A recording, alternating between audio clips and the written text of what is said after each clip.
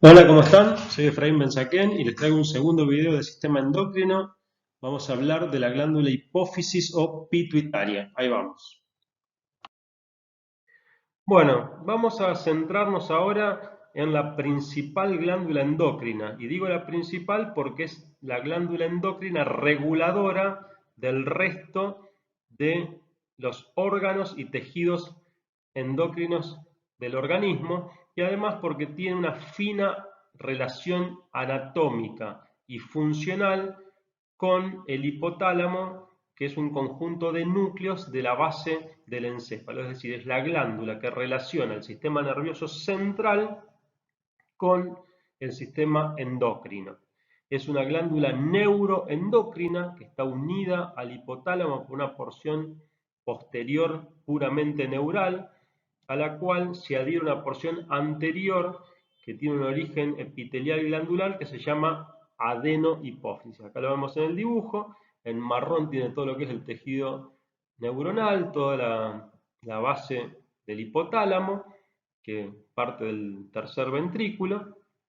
Todos, obviamente, es sustancia gris, son núcleos, son cuerpos celulares, tienen diversos núcleos, y de esos núcleos parten axones que van a terminar en lo que es el sector posterior, que se llama neurohipófisis, o en la eminencia media, donde a, van a secretar sus productos en una capilarización de las arterias hipofisarias que luego se van a juntar en ramas venosas que se llaman venas portas, que luego se vuelven a capilarizar para irrigar todas estas células de la hipófisis. La hipófisis obviamente es una glándula endocrina de tejido epitelial y ustedes la van a ver, si bien tienen distintas características de coloración, en términos estructurales son muy parecidas a los islotes de Langerhans que ya vieron, es decir, son cordones de células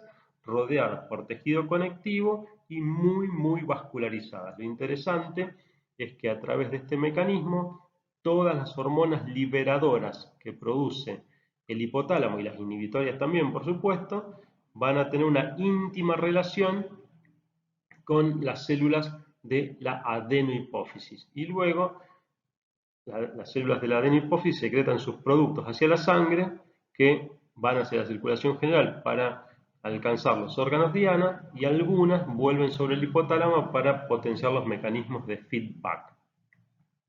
Esto conforma una unidad morfológica y funcional, como les dije, que es la que articula el sistema nervioso central con el sistema endocrino y regula a todas las glándulas endocrinas, ya sean órganos endocrinos o tejidos endocrinos específicos en todo el organismo. Continuamos. Bueno, y vamos a reforzar un poco lo mismo que les vengo diciendo sobre el origen y la irrigación de la glándula hipófisis. El lóbulo anterior es de origen epitelial, es decir, deriva de la orofaringe, se forma una estructura que se llama la bolsa de Rack, eso si quieren lo pueden leer, no nos importa demasiado, pero ustedes recuerdan la primera clase de epitelios, que todas las glándulas se originaban por una invaginación del epitelio. Si se cortaba la relación con el epitelio, esa glándula terminaba siendo una glándula endocrina. Bueno, esto es exactamente lo que ocurre con el lóbulo anterior de la hipófisis. Lo interesante es que las arterias que van a irrigar la hipófisis, tanto las superiores como las inferiores, se van a ramificar a nivel de la eminencia media, del tallo del infundíbulo. Esto tiene distintos nombres, pero se van a ramificar, esto quiero que lo entiendan conceptualmente. ¿Dónde se van a ramificar? Bueno, donde terminan los axones de muchos núcleos, el núcleo arcuato, el núcleo supraóptico, paraventricular, algunas de las neuronas, porque otras van directamente hacia la neurohipófisis, pero algunas de las neuronas de estos núcleos ventriculares terminan a este nivel y todas estas arterias que han irrigado, que se han ramificado, que han formado capilares, recogen los productos de secreción de estas neuronas que son neurohormonas u hormonas liberadoras.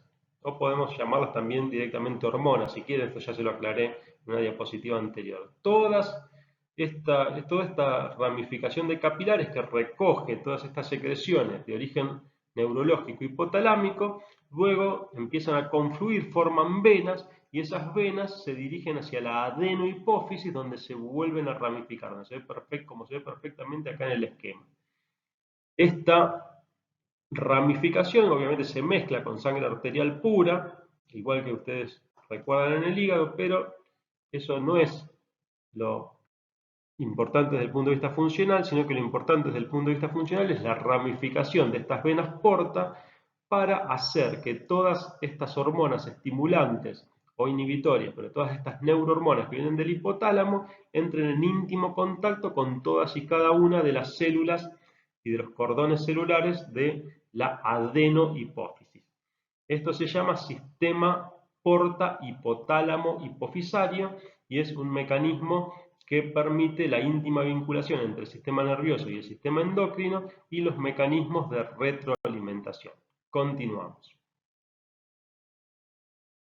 Bueno, y entonces acá lo tenemos con más detalle al sistema porta hipotálamo hipofisario. La sangre se distribuye por los capilares que irrigan los sectores donde terminan los axones de las neuronas que van a liberar a las neurohormonas o a las hormonas estimulantes, las hormonas RH por Releasing Hormone, y estas hormonas a través de los capilares van a llegar a la adenohipófisis que va a producir generalmente todas las hormonas estimulantes, la hormona estimulante de la tiroides, las hormonas gonadotrofas. Bueno, esto ya lo vamos a ver con detalle. Lo cierto es que algunas venas, algunas venitas volverían sobre el hipotálamo potenciando los mecanismos de feedback, esto está en discusión, pero lo que no está en discusión y es claro es que la sangre se distribuye a nivel de la terminación de los axones de los núcleos hipotalámicos y luego confluyen venas que se vuelven a ramificar y de ahí van a la circulación general a través del seno cavernoso.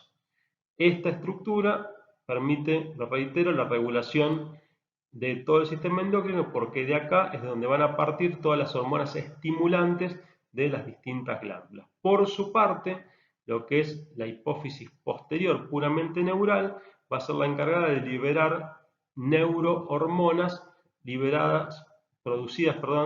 sintetizadas y producidas directamente por los núcleos supraóptico y paraventricular del hipotálamo que generan la oxitocina y la hormona antidiurética. Esto lo vamos a ver con detalle, es decir que en este sector posterior no vamos a tener células de origen epitelial de la orofaringe, sino que es directamente una prolongación del tejido neural que había surgido desde el piso del tercer ventrículo cuando se formó el hipotálamo y toda la estructura de la base del encéfalo. Continuamos. Bueno, y acá tienen entonces una imagen histológica, ahora sí, de lo que es la neurohipófisis. Lo que van a ver es un tejido típicamente neurológico con muchísimas fibras, que para detectarlas necesitaríamos coloraciones específicas, pero son los microtúbulos o neurotúbulos y neurofilamentos que ustedes ya conocen cuando estudiamos tejido nervioso. Estos axones en particular son amielínicos y lo que van a encontrar a nivel de la neurohipófisis son obviamente todas las terminales axónicas que, como ustedes recordarán, se llaman teledendrones. Estos teledendrones, en este caso, son los que pertenecen a las neuronas cuyas cabezas, cuyos núcleos están en el núcleo supraóptico y paraventricular del hipotálamo. Y lo interesante es que a nivel de estos teledendrones se acumulan muchas secreciones, se acumulan la oxitocina y la ADH, que son las que se van a liberar como hormonas, pero también se acumulan otros neurotransmisores reguladores de estos teledendrones, con acetilcolina y otros neurotransmisores. Pero, ¿por qué es importante esto? Bueno, porque esto va a dar origen a nivel microscópico de estructuras bastante coloreadas que se llaman cuerpos de Hering, ya lo vamos a ver en una siguiente diapositiva, pero lo que van a ver en una imagen de la neurohipófisis es un tejido difuso que se corresponde con toda la estructura fibrilar intracelular, tanto de las células de la glía como de las neuronas, y van a haber estructuras por acumulación de sustancias de secreción, neurotransmisores y hormonas o neurohormonas. Lo otro que van a ver, al ser tejido nervioso, son células de sosteno de la glía, que en este caso se llaman pituicitos, que son todos los núcleos bien densos que ven por ahí, y por supuesto una gran cantidad de vasos sanguíneos con sus células propias, células endoteliales, rodeadas por supuesto por células de la glía, las repito, en este caso se llaman pituicitos, no son astrocitos, sino que es una modificación de los mismos que reciben el nombre de pituicitos, y lo que ven acá son obviamente células sanguíneas que corren por dentro de los capilares. Estos capilares son capilares muy fenestrados porque son zonas de intenso intercambio. Todos los capilares de la base del cráneo, de lo que es el infundíbulo, la eminencia media, donde secretan todas las neuronas y de la propia neurohipófisis, son fenestrados, al igual que lo son los capilares que irrigan a la adenohipófisis. Continuamos. Bueno, y viendo más en detalle, a mayor aumento, las características histológicas de la neurohipófisis, vamos a encontrar todos estos núcleos que se corresponden con los pituicitos, acá tenemos uno, y luego vamos a encontrar los cuerpos de Hering que se corresponden con vesículas que acumulan neurotransmisores y neurohormonas, y además suelen tener una gran cantidad de mitocondrias y algo de retículo endoplasmático liso. Ese venía, recuerden, a través del transporte axónico rápido de los neurotúbulos. El resto que pueden encontrar, como les mencioné antes, son abundantes fibras nerviosas y capilares sanguíneos. Todo esto lo podríamos ver mucho mejor con tinciones específicas, pero ese tema ya lo hemos abordado en tejido nervioso, así que vamos a continuar. Bueno, ¿cuáles son las hormonas que libera la neurohipófisis? Bueno, una hormona muy importante que libera la neurohipófisis es la oxitocina. La oxitocina es un potente estimulante de la contracción del músculo liso y de las células mioepiteliales de la glándula mamaria, principalmente del músculo liso del útero, que tiene receptores específicos. Ustedes saben que siempre que hablamos de una hormona, hablamos de una combinación entre ligando y receptor. ¿Dónde están los receptores para la oxitocina? En el músculo liso. Y esos receptores van a aparecer a medida que va madurando el proceso que va a desencadenar en el parto. Es decir, todo el proceso de trabajo de parto va a estimular la expresión de los receptores de oxitocina, que van a ser justamente los que luego van a captar la oxitocina para generar la contracción uterina. Lo interesante es que la oxitocina es el clásico ejemplo de feedback positivo, es decir, de retroalimentación positiva, porque tanto a nivel del útero, en el trabajo de parto, como en la lactancia, cuando la oxitocina actúa sobre las células mioepiteliales de la glándula mamaria, esto va a generar, es decir, la respuesta final de la acción de la oxitocina va a generar una reacción que le va a decir al cerebro, al hipotálamo concretamente, que libere más oxitocina. ¿Cómo es esto? Bueno, en el caso del trabajo de parto, la presión de la cabeza del feto sobre el cuello del útero va a llevar información neurológica al cerebro que va a estimular la secreción de más oxitocina desde el hipotálamo hacia la neurohipófisis. Es decir, se generan los núcleos hipotalámicos y se libera en la neurohipófisis, pasa a la sangre y llega al cuello uterino, que se va a contraer más. Al contraerse más, obviamente hay más presión sobre el cuello y eso va generando el feedback positivo que va a terminar en el parto. Obviamente esto a veces se agota el proceso y luego se recicla en cierto plazo, no es algo absolutamente continuo. Y en el ejemplo de la lactancia, vamos a tener que la succión sobre el pezón va a generar los estímulos nerviosos que van a dar la orden de la liberación de oxitocina y también a nivel de la adenohipófisis de prolactina. Esto va a hacer que, que la mama secrete leche y ante la presencia de leche el bebé obviamente va a chupetear más. Y ahí se produce el feedback positivo con más liberación de oxitocina y prolactina hasta que se agota el proceso porque el bebé ya está satisfecho o porque se agota la cantidad de leche que ha producido esa mama para esa lactancia. Pero acá tienen dos claros ejemplos de feedback positivo mientras explicamos a una de las hormonas de lo que es la neurohipófisis que se secreta por el lóbulo posterior. La otra hormona es la hormona antidiurética. La hormona antidiurética también se la llama vasopresina porque cuando se le investigó a grandes dosis se veía que producía contracción del músculo liso, pero esto no ocurre en concentraciones fisiológicas. Lo que ocurre en concentraciones fisiológicas es que provoca la expresión o la exocitosis, no sería exocitosis, sino la fusión de vesículas de membrana que tienen estas estructuras que están dibujadas acá, que se llaman canales de agua o acuaporinas, y lo que hacen es permitir el paso de agua desde la luz de los túbulos renales, sobre todo el contorneado distal y en los túbulos colectores, la parte inicial de los túbulos colectores, y esto permite la reabsorción de agua, por eso es antidiurética, y la diuresis es la orina.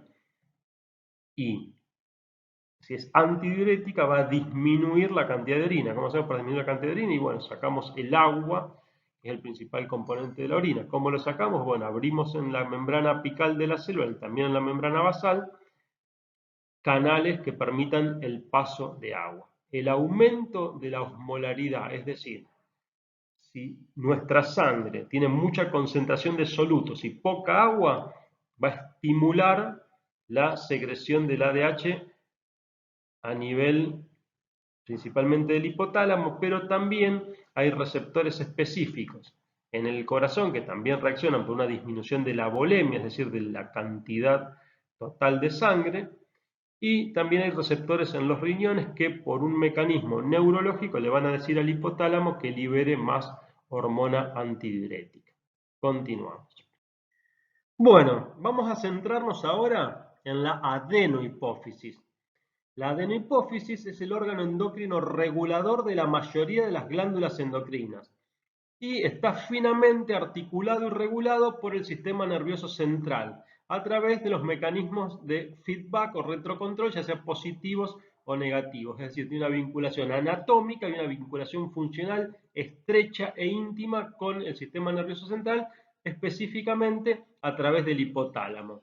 Dentro de la adenohipófisis se distinguen tres porciones, una distal, una intermedia y una alta o tuberal. Esta porción alta o tuberal es muy importante en los animales, que está vinculado con las hormonas sexuales, etc. Nosotros a esto no le vamos a dar demasiada importancia, sino que vamos a hablar en general de la adenohipófisis. Si teñimos la adenohipófisis con hematoxilina y eosina, vamos a encontrar básicamente tres tipos celulares: las células basófilas, las acidófilas, que son las más abundantes, y las cromófobas, como ven claramente acá en la imagen. Yo les decía que estructuralmente es muy parecido a un islote de Langerhans, es decir, cordones de células muy vascularizadas y rodeadas por finas capas de tejido conectivo, pero histológicamente, tintorialmente, es muy diferente porque las células de la adenohipófisis son fuertemente eosinófilas, fuertemente basófilas, y en menor medida hay células, como se ve acá en la punta de flecha, cromófobas, que no captan la coloración. Esto ya lo vamos a ver. Desde el punto de vista funcional, la adenohipófisis libera 6 hormonas, que son la ACTH, es decir, la hormona que genera el trofismo de la glándula suprarrenal. Esto ya lo vamos a ver en detalle, así que no se preocupen, pero las voy a enumerar ahora. la TSH, es decir, la hormona estimulante de la glándula tiroides, la FSH y LH, que son las hormonas que estimulan tanto al ovario en la mujer como al testículo en el hombre. Y luego tenemos otras hormonas que ya no van a actuar sobre estas cuatro que les mencioné, son las que actúan sobre las otras glándulas endócrinas. Luego tenemos a la somatotrofina, que va a actuar sobre diversas glándulas, sobre el cartílago de crecimiento, etc. Y a la prolactina. Estas últimas no son hormonas tróficas, no son hormonas estimulantes de otras glándulas, sino que tienen otras funciones específicas. La STH, la somatotrofina, también se llama hormona de crecimiento, y la prolactina tiene que ver, como su nombre lo indica, con la lactancia y otras funciones. Continuamos. Bueno, en esta diapositiva vamos a detallar un poco cuáles son las hormonas que secreta la adenohipófisis, principalmente las hormonas estimulantes, entre las cuales les incluí a la hormona de crecimiento, porque si bien no tiene una glándula endocrina específica a la cual estimular, es una hormona que es imprescindible para el crecimiento y el desarrollo del cuerpo, estimula a los cartílagos hipofisarios y tiene muchísimas otras funciones. Eso lo van a ver bien en fisiología. Pero las cuatro primeras son las típicas hormonas estimulantes de otras glándulas endócrinas producidas por la adenohipófisis.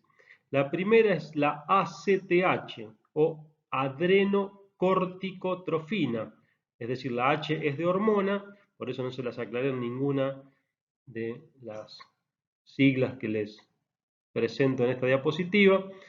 El resto de la sigla corresponde al nombre de la hormona en inglés, pero es fácilmente asimilable al español. Entonces, la ACTH es la hormona adrenocorticotrófica y, como su nombre lo indica, estimula el trofismo y las secreciones de las glándulas suprarrenales, es decir, de la corteza específicamente de la glándula suprarrenal, y por eso se llama corticotrofa. Son hormonas estimulantes de la secreción y de la síntesis de corticoides. Es un péptido de 33 aminoácidos, es la más simple de todas las hormonas de la adenohipófisis. Luego tenemos a la FSH, que es la hormona folículo estimulante.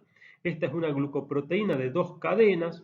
La cadena más corta, que se llama cadena alfa, tiene 92 aminoácidos y es exactamente la misma cadena en la LH y en la TSH, que son las otras dos hormonas siguientes. Entonces, la hormona folículo estimulante, les decía, es una glucoproteína formada por 2 cadenas unidas entre sí y estimula el desarrollo de los folículos ováricos en la mujer y la espermatogénesis en los testículos en el hombre. Por su parte, complementándose con la FSH, existe la LH, que es la otra hormona que influye sobre las glándulas sexuales y es la hormona luteinizante. También es una glucoproteína, comparte con la FSH y la TSH la cadena alfa y la otra cadena es un poco más larga y difiere en las tres hormonas. La LH en el hombre mantiene el trofismo de las células de Leydig, que es el intersticio del testículo, que es las células que producen la testosterona y las hormonas sexuales. Mientras que en la mujer tiene que ver con la maduración de los folículos ováricos, con la ovulación y con la formación del cuerpo lúteo, que es el que luego va a secretar progesterona. Por su parte, la TSH, que también es una glucoproteína, estimula el trofismo y el desarrollo de los folículos tiroides, así como la síntesis y la secreción tanto de la tiroglobulina, que es la proteína transportadora de hormonas tiroideas, como de las propias hormonas tiroideas. Y por último, la somatotrofina, o STH o GH, es una hormona que estimula al hígado y a otros órganos para la producción de factores de crecimiento asimilan insulina, todos estos factores de crecimiento estimulan las mitosis en muchas células y la somatotrofina directamente estimula las mitosis en las placas de crecimiento hipofisaria, que ya lo vimos cuando vimos osificación endocondral, y esto garantiza el crecimiento del cuerpo. Es decir, sin esta hormona, alguna falla en el funcionamiento de esta hormona genera la atrofia de estos cartílagos epifisarios y de esta forma el cuerpo no crece. Continuamos. Muy bien, vamos a centrarnos ahora en los tipos celulares que vamos a encontrar en la hipófisis distal. Hay células que se colorean, es decir, son cromáfines, que tienen afinidad por los colorantes, y células cromófobas. Las células que producen y liberan las hormonas tróficas van a ser células cromáfines, es decir, con afinidad por los colorantes, es decir, todas las hormonas, la prolactina y el resto de las hormonas. Vamos a encontrar 5 tipos celulares, de los cuales 2 tipos van a ser eosinófilas y Paz negativas, que son las más abundantes, y 3 tipos celulares que van a ser basófilos y Paz positivas, que van a estar en menor número. Si bien acá en la foto está relativamente estable, o quizás incluso pueda haber más basofilia a simple vista, sepan que las más abundantes son las células eosinófilas en todo lo que es la hipófisis distal. Después cambian las proporciones en el resto de la hipófisis, pero nosotros nos vamos a ocupar solo de la hipófisis distal, y así son los porcentajes.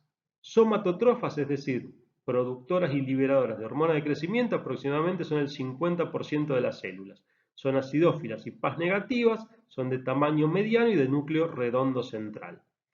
Las prolactotrofas, es decir, productoras y secretoras de prolactina, representan entre un 15 y un 20% del total de las células. Son células poliédricas, son más grandes que las somatotrofas, es decir, si vemos una célula eosinófila que es un poco más grande, vamos a saber que es una célula productora de prolactina, pero para diagnosticarla con certeza vamos a necesitar métodos de inmunohistoquímica.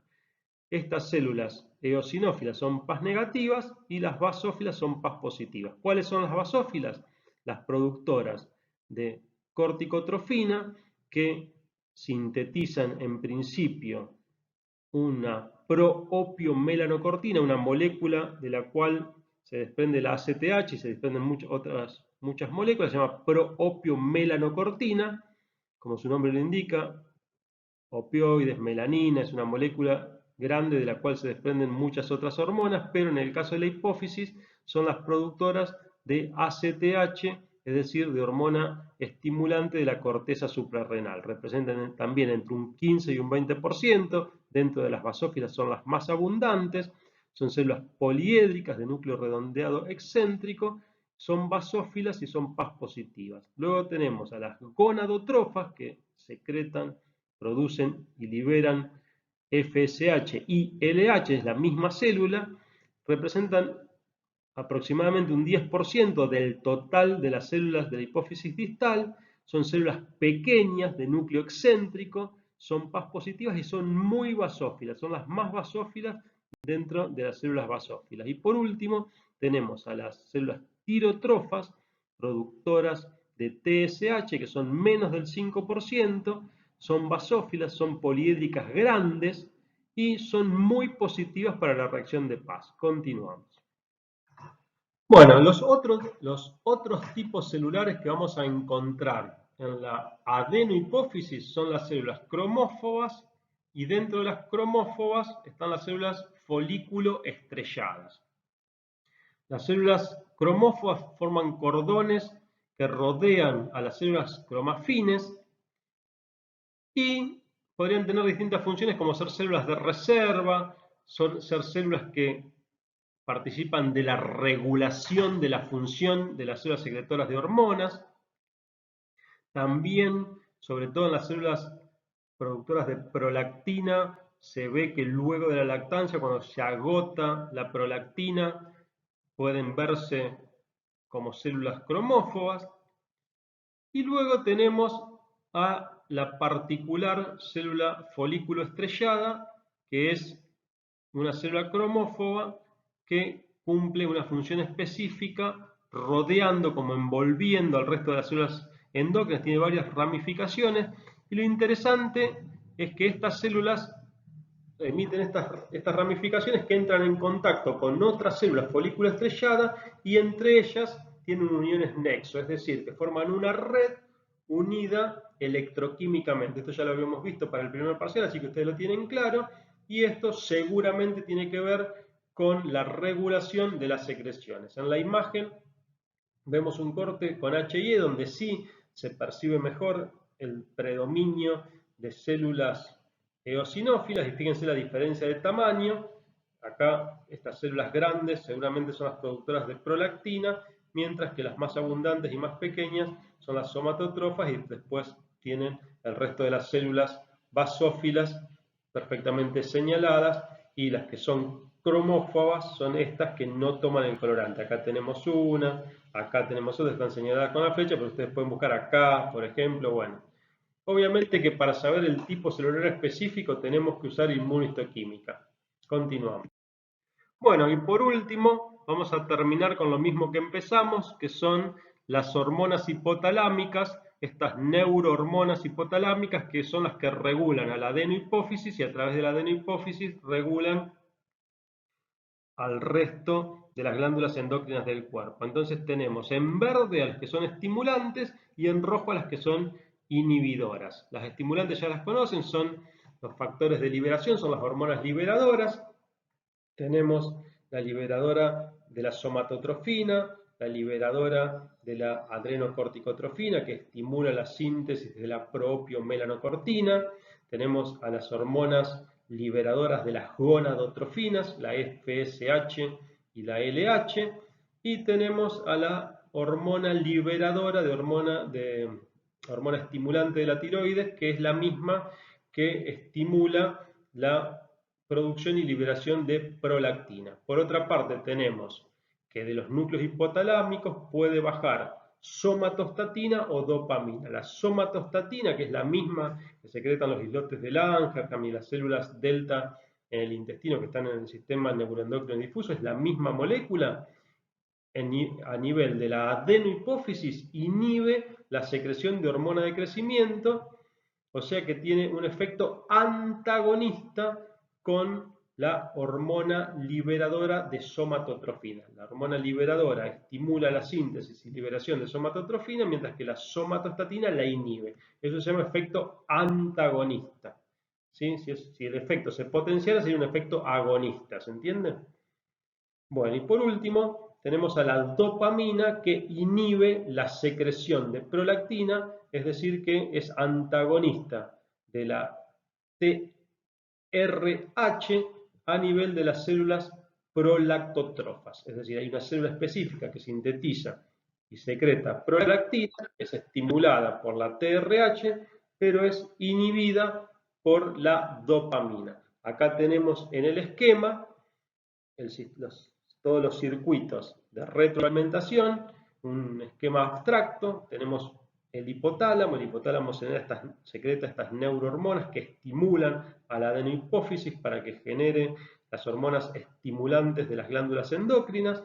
Las hormonas estimulantes estimulan a las glándulas endocrinas que liberan las hormonas específicas, y esta hormona específica en sangre va a inhibir tanto a la adenohipófisis como al hipotálamo, o a veces el efecto de la hormona es la que termina inhibiendo, o como vimos en el caso del parto y la lactancia, estimulando.